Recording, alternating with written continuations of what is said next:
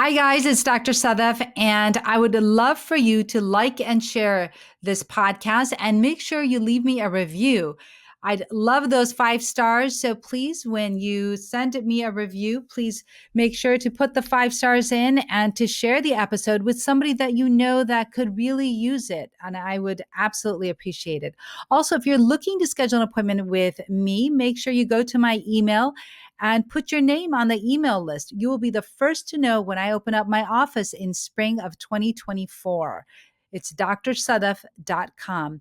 And last but definitely not the least, September 16th to the 23rd, 2024, I will be hosting a retreat with Dr. Basma Faris in Morocco. You will be getting yoga and coaching, and we'll be doing excursions and cooking and spa and hammam and all of that great stuff along with meditation. So make sure you don't miss out. Spots are limited. So go to the link in my bio in both Instagram and TikTok to make sure you register.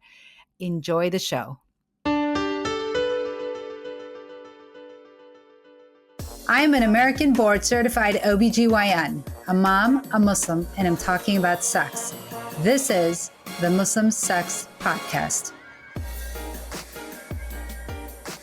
Welcome to the Muslim Sex Podcast. I'm your host, Dr. Sadaf Lodhi, and this episode is everything you need to know about one of the biggest medications and one of the first medications that was ever approved to increase libido in women, and that is Addyi. But before we get into it, a few things I want to make very clear. One is that I am not giving any type of medical advice. So if you have any questions about your libido, please go speak with your healthcare provider, and specifically a sex med doc or a primary care doctor, or any doc that knows how to address libido. And also, I'm definitely not giving any type of religious advice. So if you have any questions about your religion, please be sure to speak with your friendly neighborhood religious leader. This is the Muslim Sex Podcast because I just happen to be a Muslim woman that talks about sex. So today you are in for a special treat because I have on with me the one and only CEO of Addyi, and Addyi is the medication that we'll be talking about today. So this episode is not sponsored, so don't worry. I don't have anything to gain by it. I'm just providing information about medication and what you can do to increase libido, barring that you've been examined and your doctor has tested you for any type of hormonal or medical problems that you may have that may be causing libido issues, but nothing is helping and you just feel like you need something and a medication would help. And so this is where this medication Addyi would come in, philbanserin. And I'm so lucky to have on with me the CEO, Cindy Eckert, and she's called the Pink CEO. Is that correct? That's right. My whole world is pink. Look at the two of us. Our I whole know. world is pink right now. I'm loving this already. That's right. So please, for those people that may not know who you are and would love to know who you are, please introduce yourself. Well, thank you so much for having me on. I've had so much fun just getting to know you. I feel like we both certainly love pink, also pioneers, just in the conversation that you're having. And to know a little bit about me, I am a pioneer myself in that I'm deeply passionate about sexual medicine and the difference you can make in people's lives by offering solutions to these issues that we sometimes struggle with in silence. I've been a healthcare person for my entire career. And when I was brave enough to start my own company, I'm entrepreneurial in spirit. I built a company with one of the male sexual health drugs. So it was the only long-acting testosterone product approved by the FDA at the time. It was a testosterone pellet, which is now a lot of big business and compounding and everything else. But we had the FDA-approved pellet called Testapel. And when I was in that space, in the field of sexual medicine, this spectacular science was emerging on what it is that unlocks desire for women, which is women's most common issue. ED is men's most common issue. Desire is women's most common issue. And I'm watching, really just as a spectator, this great science being presented at the medical conferences. And at one point, they presented these brain scan images, and they showed women who said, something's changed, like something's off. It's as if the switch went off. put them in an MRI and put a woman who says, I'm not on all the time. Nobody is, right? From a desire perspective, but nothing's really changed. I'm the same. Expose them both to erotic cues. Their brains light up totally differently, Mm. radically differently. And at that moment, I said, oh, there's biology. And I sold off my business in men, and I took this on. And I think I'm probably better known than anything else for having crossed the finish line with the first ever FDA approval for women's sexual dysfunction, specifically libido. I love it. Yeah, that's fantastic. And you're right. I mean, I think you became FDA approved in 2015, way before any other meds were approved. And there's, as you know, there's only one other medication that is Yes. approved. And you know what's sad is that it's taken so long for us to even get to this point, right? You and I both know that women's health is definitely not prioritized, doesn't get very much funding at all, Right. if any. And we know that most of the research in any of the meds that are done on white men. And then those results are then applied to everyone else. Yeah.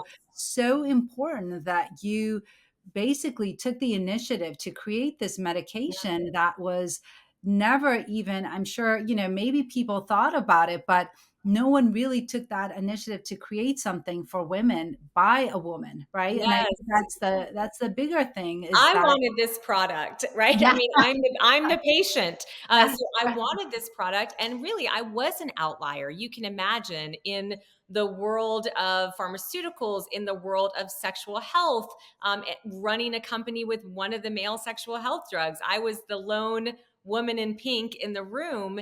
And when the science was emerging, I was struck by just how spectacular it was that there could be a medication solution for this issue for women, and yet I wasn't seeing any of the big guys running toward it. And that was really my signal, I think, to sell off the business in men and take this on. Everything you said is so important, which is, this stat will make your audience upset. 4% of the research dollars go to women's health. 4%. Wow. 4. 2% go to prostate cancer alone, just as a comparator. So if you think about it, women weren't included in clinical trials until 1993.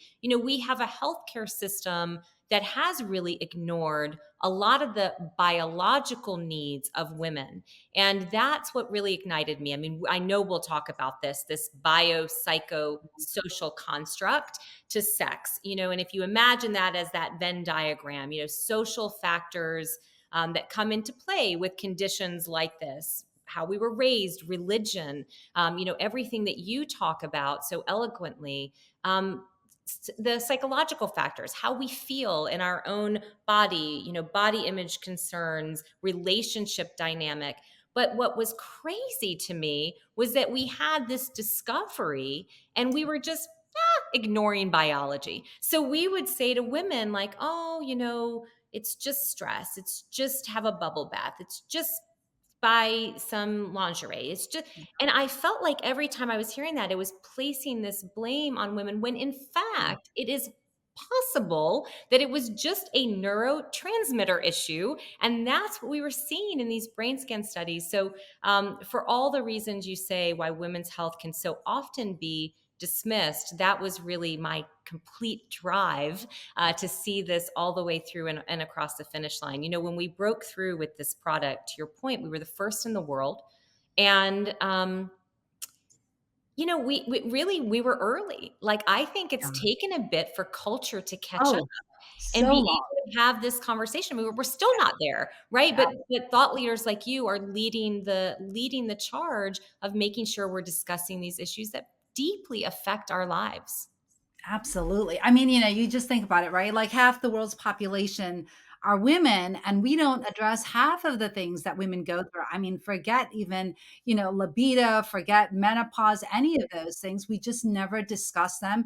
And not only do we as a society not discuss them, I mean, physicians are not trained. I mean, we just are not, I mean, I give a whole TED talk on this about how physicians, we don't even get sex ed in terms of how to address our patients' concerns. Just like what you said, libido is one of the biggest causes that women come to physicians and ask for help. And physicians do not know how to treat this, right? We don't know how to assess it. We don't know what are the factors that could be affecting it. We don't know the medications. I mean, honestly, if I didn't take, so I did extra courses on sexual medicine because even as a gynecologist, I didn't learn much about sex ed at Yeah. all.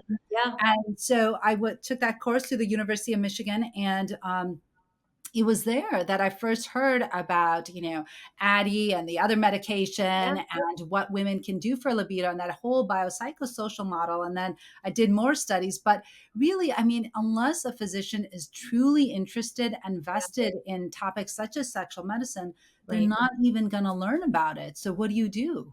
Right. I think that's why this is so important, this forum to talk to women, to speak up and not be embarrassed or ashamed. By all of the data, you are not alone. More women than men suffer from sexual dysfunction. So let's just start there.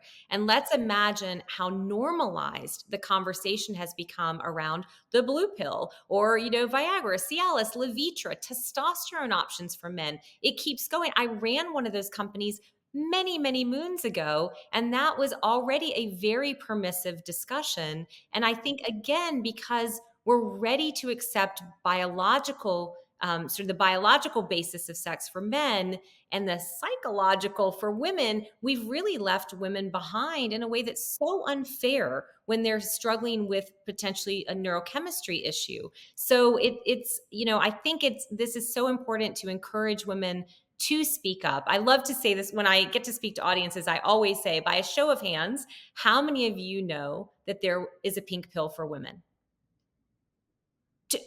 Less than I can count on one hand will raise their hands. And I say, by contrast, how many of you know there's a blue pill for men? And the whole audience lifts their hands because you couldn't have missed it. I mean, when it was approved, it was the cover of Time magazine.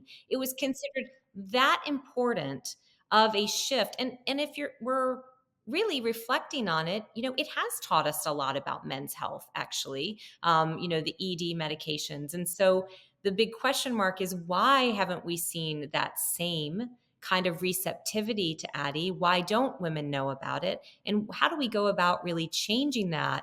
There was a survey online just recently. A woman actually shared her experience. She's struggling with this issue. So she's struggling with low libido, and she went into her physician and felt very dismissed. The discussion, the dialogue was around maybe she wasn't doing it correctly. Maybe she needed a different partner. And she was saying out loud in that appointment, I love my partner. I love my partner. I want. Something's different. I used to have drive, but it's gone. Like, I don't have the interest anymore. I don't even think about it anymore. And she put it online and it went viral. And I think that speaks to just how many of us are struggling with this in silence.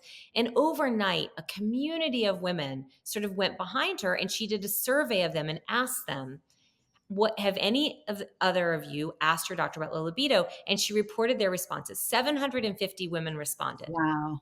Her name is Marcella Hill, for you all to go follow. About 300, I'll do the rough math. About 300 said it's totally normal. Totally normal. 200 of them ignored it, wouldn't talk about it. And then from there, it breaks down to either being told to lose weight, to get a new partner, Crazy. to have a few drinks. And Yeah. zero of her respondents were told by their physician, you know what, it could just be biology. It Yeah. could be a neurotransmitter issue. And for that, by the way, we have some FDA approved solutions. And that's so sad to me for those women who raised their hand and were, not because the physician had any malintent, but they're uninformed, didn't offer them some hope. Yeah, I mean, that is just absolutely crazy. But Cindy, honestly, I feel like I'm not surprised because I really think that we have to go all the way back to our own sex ed, right? And what is it that we focus on? I mean, honestly, when you think about, and I gave a talk on this once before too, is that when you look at sex ed here in the United States, right? What is it focused on? It's focused on prevention of diseases, prevention of pregnancy, if you're lucky, maybe domestic violence, but it doesn't really focus on pleasure, right? So nobody's really interested in pleasure, and specifically women's pleasure, forget it. Yeah, Nobody's interested, right? totally. People, and kids, nobody even knows. Adults, forget kids. Adults do not know the female anatomy. They don't know the distinction between the vagina and the vulva, right? So maybe we need to start there. Then you go to physicians, you go to medical schools, and you talk, you see how much do physicians learn about sexual medicine in medical school. And I'll tell you that I learned maybe 2 hours. That was it. And that was only like what I can recall, Masters and Johnson, the linear sexual response. And that was it. We didn't learn anything else. So then you go on to, okay, fine. So then you go to the OBGYN residency. What is, one of the only residencies that talks about sexual medicine is urology. Yes, And that's why is that? Because it's focused mainly on men, that's right? right.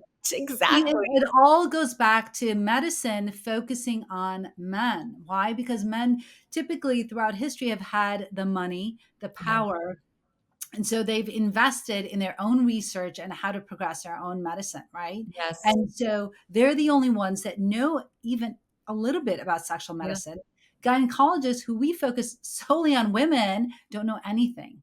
And we have to figure it out. It's so true. I mean, really, when we called it Addyi, I mean, Addie's a little short moniker for add your intimacy, add your interest. But one of the things we were thinking is how do we over time change basically the women's wellness exam, where if you would just add one question. So if you think about it, typically everything you were just saying about the focus on just reproductive health dominantly, right, and delivering babies, which is a very noble, pursuit. But if we go to the gynecologist, if you surveyed most women, we're asked three questions. Are you sexually active? Would you like birth control? Would you like to be tested for STDs, STIs? If we would add one question and say, and are you satisfied? We would open up a world of dialogue around pleasure, trauma potentially, violence. I mean, the studies show it. It's how do you give an open ended question to allow this dialogue to happen with one of your most trusted sources of this information? So, it's been interesting to see, as you said, we've got our caregivers for women, OBGYNs, who we love and trust, who don't even get educated on it. But to your point, urologist, because it's so male centric, they're fantastic female urologists, and it's not that urologists never see women, but you wouldn't think to go to your urologist to ask about this question. I mean, that's just not who you would go to, but they've lived a little bit like my story. I mean, I think the gift of continuing to fight for this, and boy, it has been a fight from the beginning. Who knew that the road would be so different for a drug for women than for men? But part of that is that I walked a mile in those shoes and I understood what the standards were for the male drugs and how radically different they were for female drugs and how radically different the discourse is, even. I mean, it's funny that you've never heard of it, isn't it? It's a little concerning that we still aren't willing to talk about this aspect of sexuality for women. 100%. I mean, think about it. Your medication, right? And there's so many things in what you just said. The fact that you were, the head of a male company, right? Yeah. A male testosterone. You knew. Imagine if there was somebody else, another woman trying to get this medication through, she probably wouldn't know, the other side of the coin. She wouldn't know what it took to get that medication approved. That's right. So really your background was really set you up to Yeah. help this medication get through the FDA. Yes. And the fact that the medication was approved in 2015, I'm like, I didn't hear of it. I'm in New York. I feel like, people in New York kind of hear of things, perhaps Yes, of California course. hears of things first. Totally. I never heard of it at It's all. it's really a case study. This, in every way, this drug has been a case study. I'll give you like a little Cliff Notes version. not the same medication, right? Viagra, Cialis, Levitra, the ED meds work on directed blood flow. I always say women are brain, men, brain flow, blood flow is sort of my shortcut. But just a cliff notes. When Viagra was approved in 1998, it was deemed to meet such an important unmet medical need. It was fast tracked for approval. It was it was approved within 6 months. Addyi, different condition, but right, the men's most common sexual dysfunction, ED, women's most common sexual dysfunction is called HSDD or hypoactive low sexual desire disorder. That's what Addyi treats. It took me 6 years, a very public dialogue around, does this matter? Do women need it? Is the path to making women have, more sex drive just jewelry, like stuff that you can't even believe was even said out loud or printed in newspapers. And by the way, in our clinical trials, we had 3 times as many patients worth of data, which I'm really proud of. Because as you say, if you imagine that women weren't even included in clinical trials until 1993, we studied 13,000 women and submitted that for our approval. And again, like, whoop, never heard of it. So I think this speaks to, is the notion of hysteria, right? Which if we go back in time in medicine, still really alive and well, but rebranded.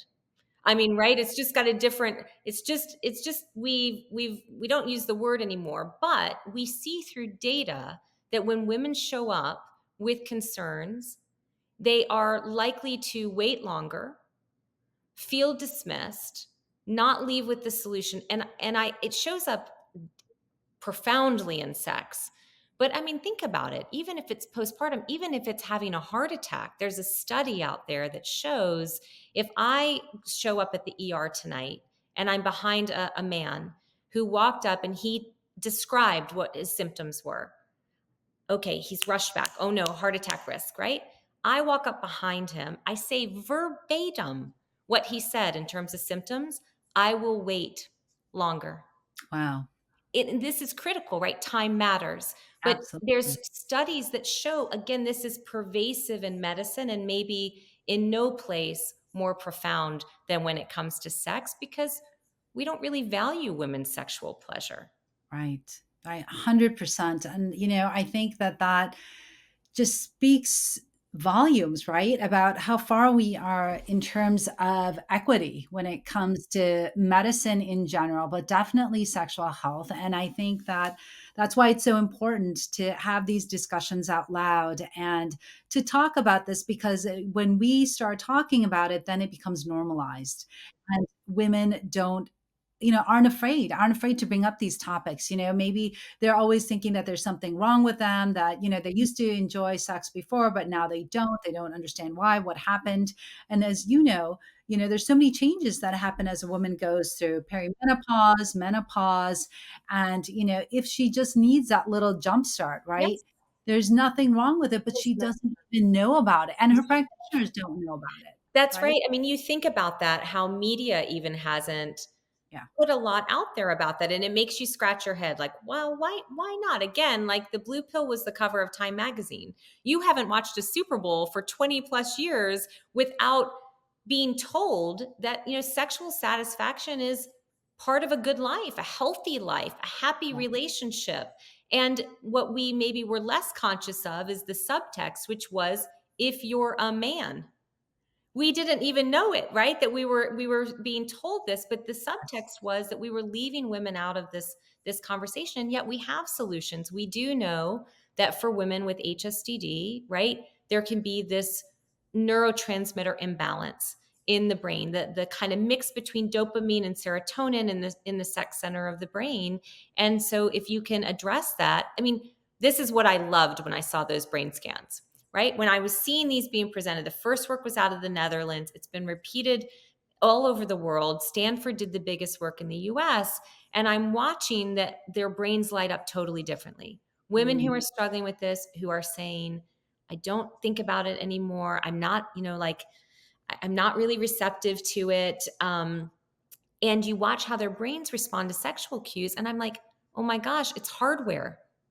If it's true, and we all understand these I think we all understand these medications pretty well by now, the antidepressants, SSRIs, SNRIs. If it's true that a product can work on the dopamine serotonin complex that depresses sexual function, and we know that's a side effect of those drugs, then theoretically, scientifically, would also be true that something could work on that complex that would enhance or increase sexual function or sexual drive. And that was really the basis of Addyi in study. All of the scores on the instrument that you measure when you're studying a product that works on these neurotransmitters, you study if there's depression of sexual function. Well, all the scores went the other way. They went to a positive and a pro-sexual effect. So I do want women to know that they have choices. Like I said, whether you take it or not, you should know that you have these choices and it's okay to discuss. I mean, I think about many times medicine or science leads massive shifts in culture, and the birth control pill, whether you like it or don't like it or went on it or didn't go on it, whatever you feel about it, religious background or otherwise, it really gave every woman after that time a vocabulary around reproduction, whether or not you ever took it. And I think my ambition, at least for Addyi, is that we'll give women a vocabulary around satisfaction and pleasure. Yeah, no, that's fantastic. This is actually a great segue into you talking a little bit of just, I know you mentioned a little bit about the mechanism Yeah. of Addyi, Yes. and maybe you could just delve a little bit deeper into, how it works and who would be a good candidate for Yeah. this medication. Well, of course, I'll say speak to your doctor, right? That's the most important thing, but I'll give you a little bit of background. So it works, like I said, on that dopamine and serotonin complex. So dopamine is a positive, it's excitement for sex. So it has a positive effect on that aspect. And then serotonin is inhibitory. It's why we see some of the antidepressants, inhibit sexual function. So Addyi has we believe, a unique effect on that, in that it lifts that kind of, I always think of your foot being like down on the brake when you're driving, it lifts it just a little bit. So there isn't that same like inhibition or brake that's on.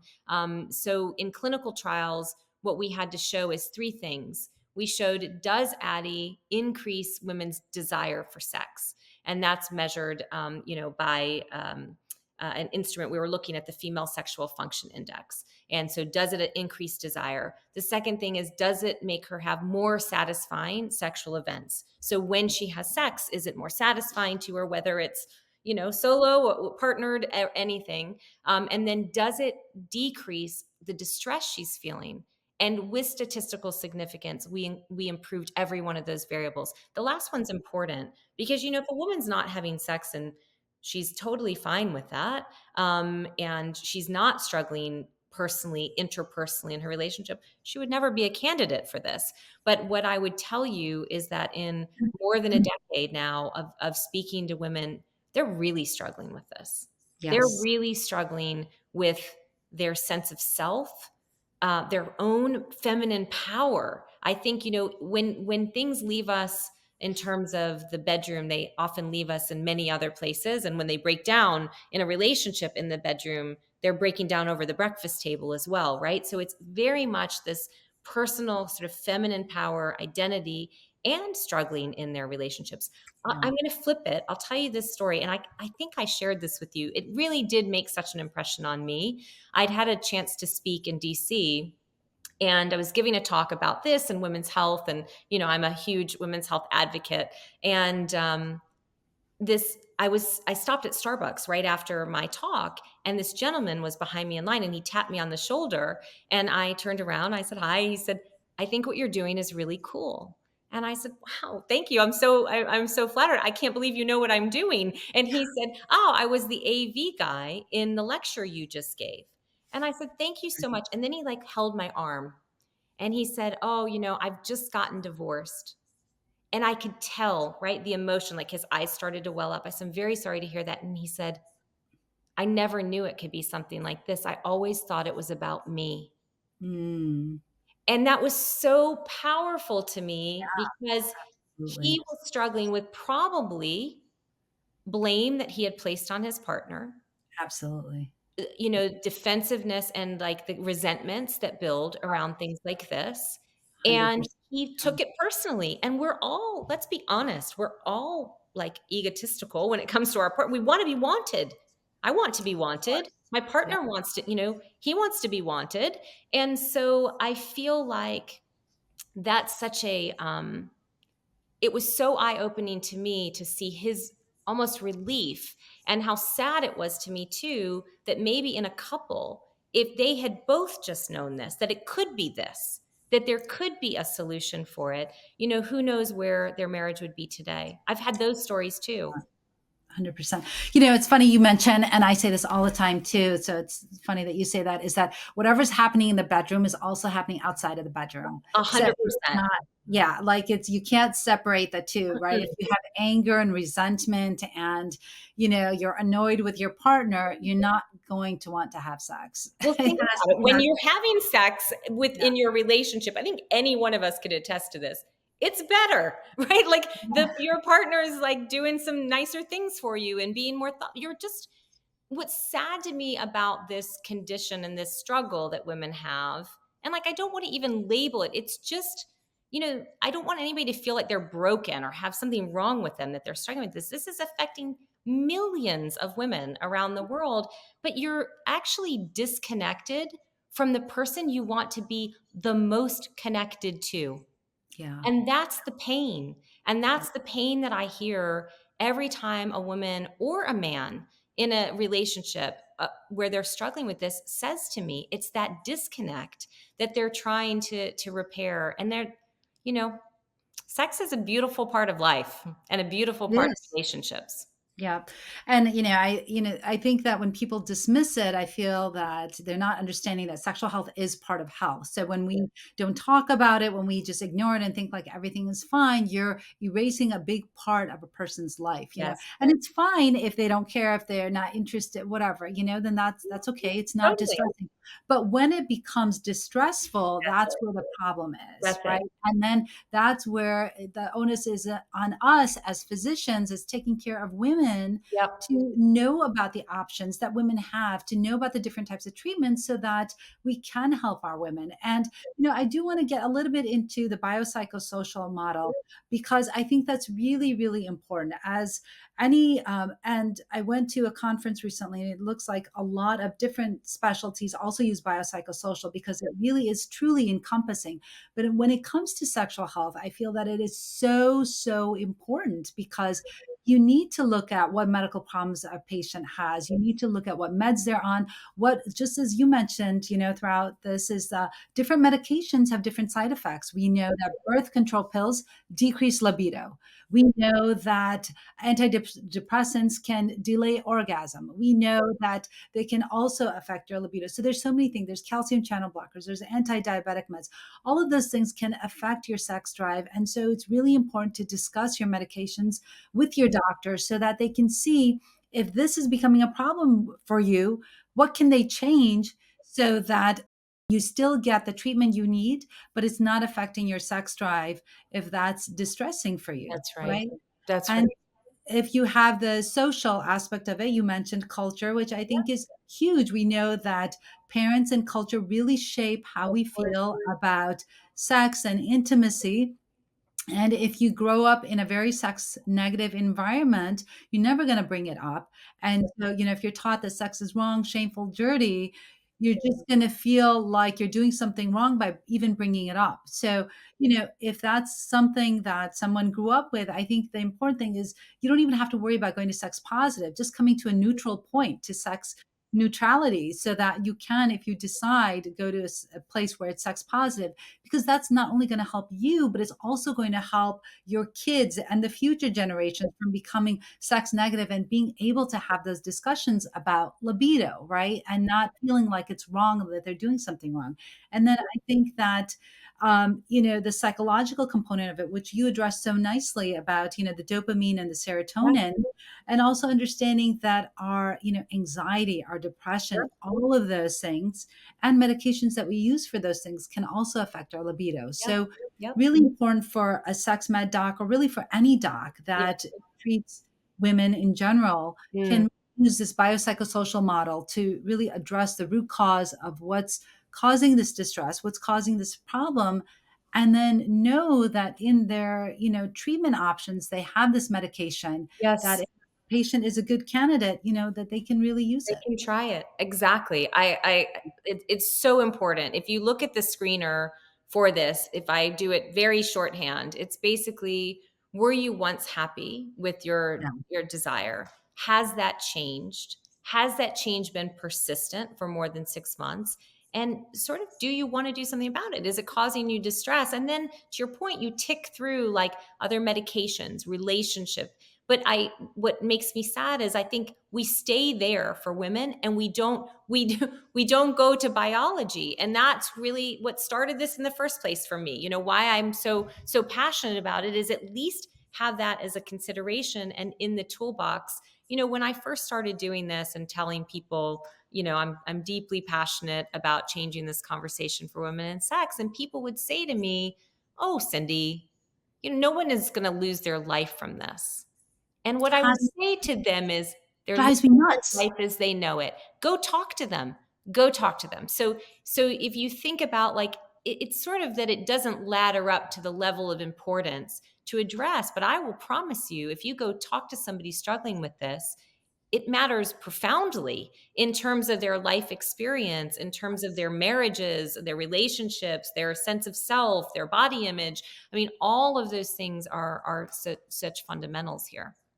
Yeah, and we know that one of the top 10 reasons in the US for divorce is a Yeah, sexless marriage, it right? is. Yes, Well, you can't, I mean, it's hard to have sex when you don't have the interest, you don't have totally. the desire, right? And we know, and we talked a little bit about this before at a different event that you and I were both at, but Yeah, about the spontaneous desire and the yeah, responsive yeah. desire, and to really be open Mm, to, a sexual stimulus, you yes. really have to like cognitively be in that mindset, right? This is the So sex organ. yeah, I mean, that's Addyi too, right? Like, this is the sex organ yeah, for women for sure. And like turning on and really turning off, if you will, that, like, all closing those tabs in your brain to enjoy the sexual experience is what we were seeing on those brain scans, is like this inability, if you will, to quiet the brain, to like be responsive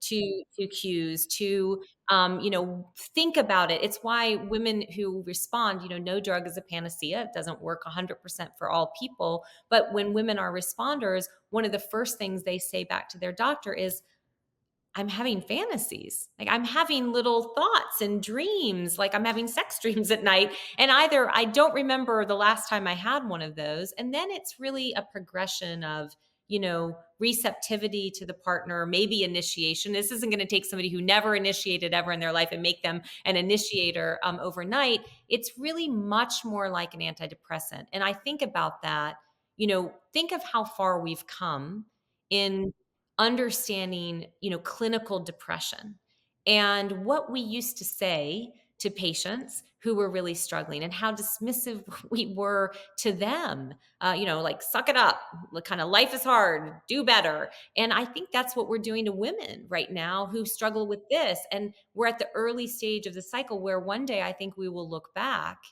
and we'll be horrified that we did that, because it could just have been neurochemistry that we could address. Like, there's other factors too. And of course, if somebody's severely depressed, we want them to also have talk therapy and things like that as well to be considered. But for women, we just ignore biology. We just ignore it.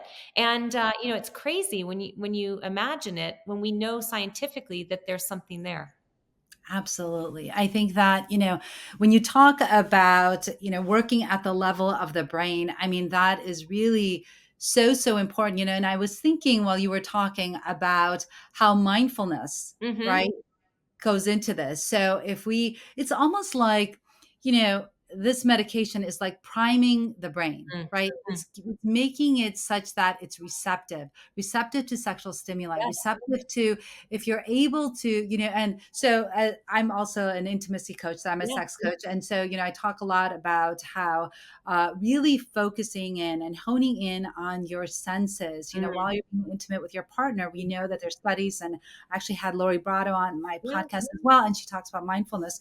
But how just doing that really increases arousal, lubrication, and Yeah. desire in women, right? Mhm. So imagine priming the brain, that, and then the brain being ready for that Yeah. type of Yeah. stimuli, right? So then you're using that. So you're using your medication that you have, barring any other ailments that, that Sure. perhaps the patient might have, but, you're priming it, and then you're getting it ready Yeah. so that when you have that intimate interaction, your body is ready, your brain is ready, so that you can fully enjoy that experience That's right. and not be inhibited by anything else that may be going on. But, I think that that really is where, for me, I need to kind of see it as that, Yes. almost like a catalyst, right? To Yes. help you get to, like you were saying, get to the finish line of, actually getting it approved, but really for the patient to help them experience that desire, experience that want, right? You Yep. have to want it. Yeah. Um,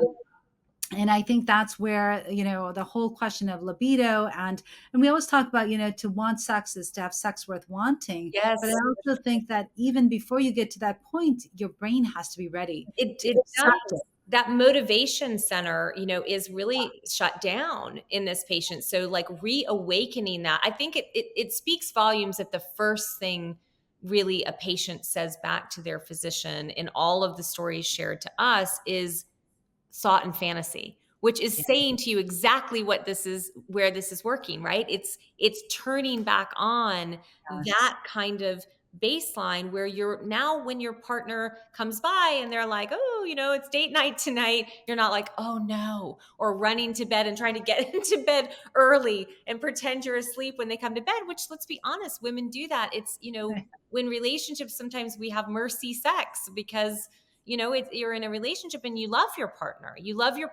and you don't want to reject them in that way, but, like, it's not satisfying sex to you. So I think that's a great way, really to think of Addyi. It's, again, I draw a lot of parallels, sorry, to the antidepressants, but I think so much of the audience understands them, and they are working on brain chemistry. And you think about it, I don't take an antidepressant to become euphoric, right? We don't take it and then we're, euphoric overnight. We take an antidepressant to return back to a Yeah. place we Right. To once were. And baseline. this is Addyi similarly in trials. I actually, it's unfortunate because I think when it was described in press early days, they talked about modest, like a Mhm. modest effect. And modest actually sounds like minimal to me. Right. And modest actually is meaningful. Like, what you're doing is you're returning people back into the normal range in all of our trial results on all of the scales, to where, one of their peers who's not having this issue is.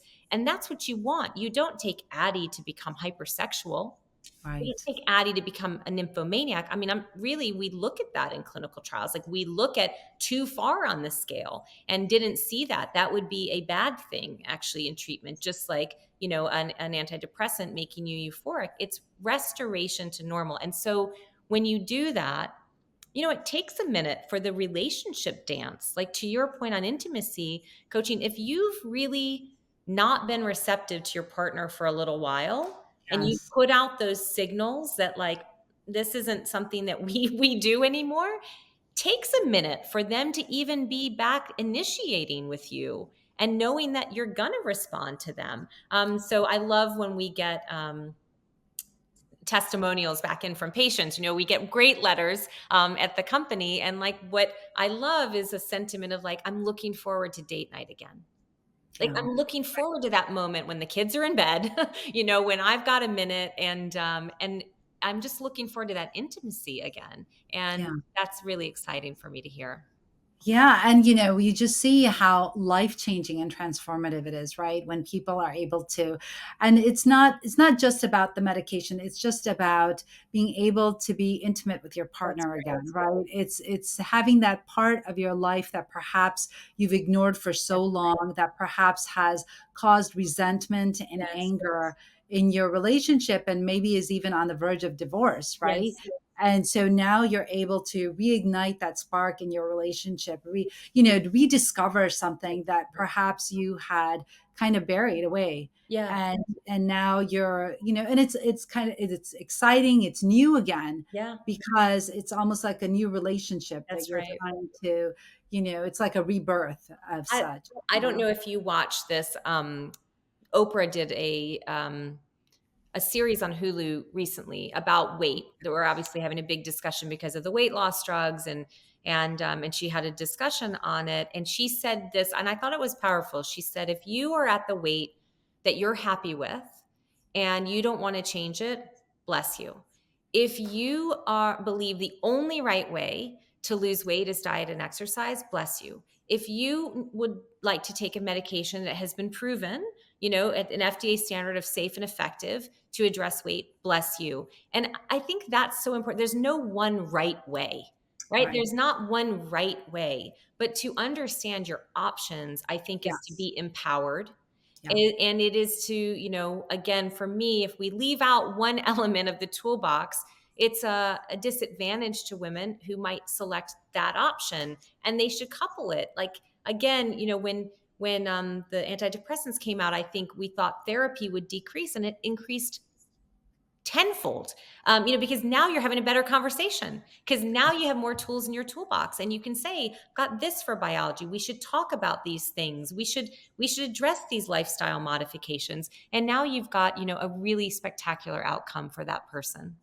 Yeah, I think that, I agree with you 100%. I think it's just knowing what your options are, knowing that things are not over for you. And then what I really like to do, like with these podcasts, is just Yeah, let women know that there's hope, that's right. right? That there is always hope, and that you shouldn't lose hope, and that there are ways to address, different dysfunctions. And today we're talking about hypoactive sexual desire disorder, decreased libido. And I think that it's really important for women to know and understand that, different options, different ways of handling that dysfunction. If it's bothering you, if it's causing distress for more than 6 months, then it's definitely what we consider sexual dysfunction, and that there are options. And really, the important thing is to find a provider that can help you address this, so that you have, one, all the information, and two, there's treatments out there, and whatever you decide to choose, That's right. right? It's just that you need to know that you do have those That's options. right. That's what I love so much about you, that you are raising awareness for this and just having the true conversation. My girlfriends are used to it by now. They know when they sit down with me, we're gonna talk about these things, and I think that they are more empowered for it, and so thank you for all that you do. I think just to increase awareness on you know being comfortable in this conversation. Yeah, no, thank you. And thank you so much for coming on. So, before we finish up, are there anything, like any other pearls that you want to say to our audience? Or I know that people are watching and wanting to know how they can perhaps follow you, or, Thank see maybe a provider that may be able to help them with the, decreased libido. Yes. What would you suggest? So look, thank you so much for having me on. You can follow me at Cindy Pink CEO. The product is called Addyi. It's Addyi, or Addyi.com. And I think, the pearl is really what we continue to say, which is you get one life, Yeah, and it's up to you how you live it. And if you really are struggling with this issue, you deserve to have it addressed in a way that, is satisfying for you. So there are fabulous doctors. I'm sitting here with one right now who care about women's sexual dysfunction. Find your way to them. You can find them online. You can follow them on Instagram. You can see the voices in the room that are leading the charge in this conversation. ISWISH is a great society, the yeah, International Society for the Study of Women's Sexual Health. And we certainly can recommend providers if you reach out to us at Addyi.com, who are thought leaders like this in their community, that I think are at the beginning of what will be the next revolution, which I yeah, think is sexual health. I think we had a revolution in physical health. We had a revolution in mental health. And I think the next one is sexual health. And yeah. I hope for everybody's life to be improved for it. Amazing. Well, thank you so much for coming on. I really appreciate your time. I know you are super busy, Thank you. so I'm so happy to have you on. And for everyone else, we are done here, and it's been real and really intimate. And remember, this is not meant to be any type of medical information. So if you have any questions about your libido or your sexual health or anything else, please speak with your healthcare provider. And until next time, this is the Muslim Sex Podcast. So thank you for listening to the podcast, and make sure you leave us a review, share and like the podcast. And if you leave me a review, I'd love to shout you out on social media. So be sure that you share it with all your friends. And thanks for listening.